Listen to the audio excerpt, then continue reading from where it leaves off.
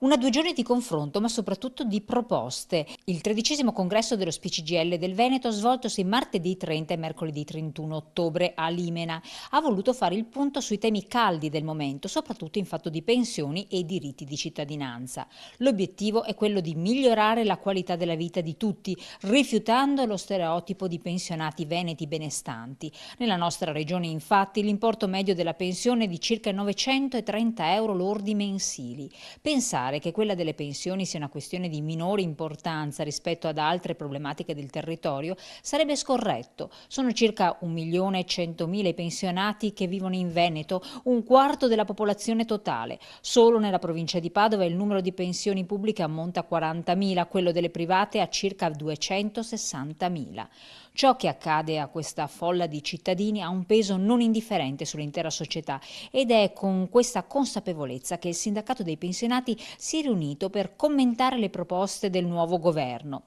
Pensioni di cittadinanza e quota 100, gli argomenti più urgenti per i quali la discussione non si è ancora placata, ma il congresso è andato ben oltre. Siamo alla fase regionale del congresso che ha coinvolto tutti i territori. Noi abbiamo incontrato 20.000 iscritti nei territori con circa 500 assemblee per discutere assieme ai cittadini quelle che sono le priorità in questa fase del Paese. E in primo luogo c'è ovviamente una forte preoccupazione che attiene al futuro.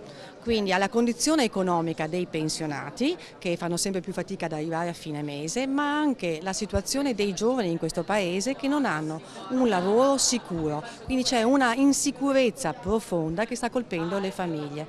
Accanto a questo c'è il tema della salute, la difficoltà sempre più presente anche nella nostra regione che pure a livelli di qualità ad accedere alle cure. Al centro della discussione anche la questione femminile, annosa e ancora irrisolta. Che le donne pensionate percepiscano assegni meno corposi degli uomini è una realtà comprovata dai numeri, erede di un sistema lavorativo e sociale in cui le differenze di genere erano pesanti. Ancora, lo SPCGL si batte per il riconoscimento dei diritti inespressi, ossia le somme aggiuntive che l'INPS eroga solo su richiesta del diretto interessato e che i pensionati molto spesso non sanno di avere. Grazie al sindacato sono stati recuperati circa 3 milioni di euro in diritti nascosti per l'agevolazione di moltissimi iscritti e non.